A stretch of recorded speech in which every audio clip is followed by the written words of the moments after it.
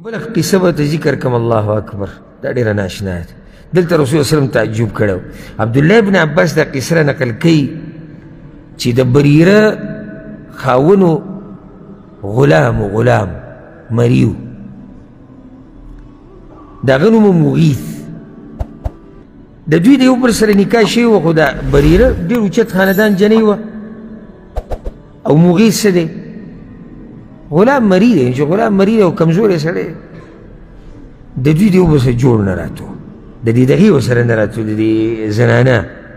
او ځکه دا فایده یاده کوي چې کله ځان له جنۍ ګورئ یا زوی له یا رور له، نو داسې وګورئ چې لیول کې سره برابري، او یا که کمزوري هم څه خبره نه وي. بعض داسې لاړ شي یاره وایي چې ښه ټیټ پښتنۍ او دی په خپله کمزوري، نو سبا له ورته به جاکۍ جوړې شي. نو هم مغیث غریب په غم کې اخته شوی و. په دې ښځه انتهایي مینو او ښځه پې نه و مینه. نو بس دې ورته وویل زما اوس ستا قصه ختمه، زما خواله به نه راسي. اوس دې قصې ته غوږ کېدی. عبدالله ابن عباس وایي دا قصه ماته داسې یاده لکه زه چې اوس مغیث ته ګورم. اوس وایي ما ولیدو یطوف خلفها یبکي، په دې بریره پسې شاته روانو د مدینې په کوڅو کې ژړلې. ودموعه تسیل علی لحیته، او د اوښکې په دې ږیره باندې روانې وې.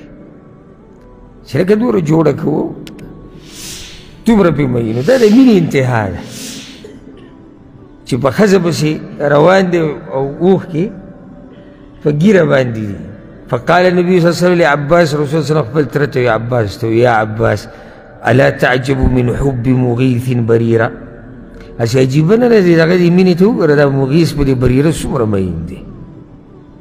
او چې په دې مینه تعجب نه کوي نو په څه به کوې؟ د تعجب مینه نه ده، ډېره تعجب ده. او وایي ته تعجب نه کوې په دې د بریره څومره بغض ساتي د دې مغیث سره، چې دومره د پسې در روان دی او جاړي.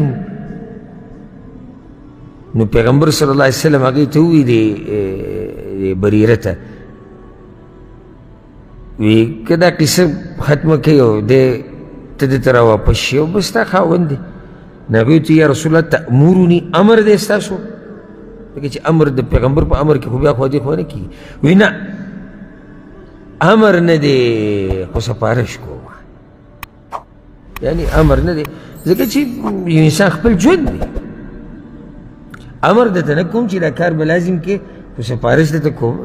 هغې یا رسول الله لا حاجت لی فی، دې سړي ته هېڅ زما ضرورت نشته. بلکل ته د هغې زړه تور. او دا حدیث چې دی امام بخاري رحمه الله راوړی دی.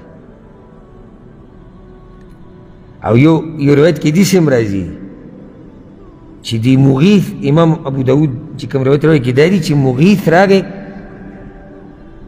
او وی یا رسول الله که تاسو ورته ووایئ، ورته صحیح ده زه به ورته ویم یا بریره اتقي الله، د الله نه ویرېږه، فانه زوجک و ابو ولدک، دا خو ستا خاوند دی، ستا د بچو پلار دی.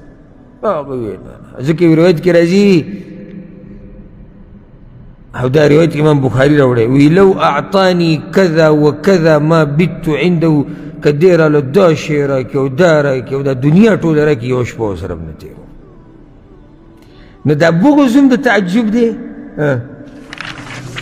مینه هم د تعجب ده. اوس د مغیث دې مینې ته چې سړی وګوري چې پسې جاړي او دومره خفه دی. موږ ته که معمولي ښځه خوا دې خو وکړي، موږ قصه ختمه کړې چې دا دې ته وګوره دا دومره خبرې کوي، هغه پې دومره مین دی. او دا بریره دا غوسه هم څه ناشنا ده او خفګان، یعنې چې دومره درته خاوند وایي او بیا هم نه منل. نو دلته رسول صلی الله علیه وسلم تعجب کړی دی.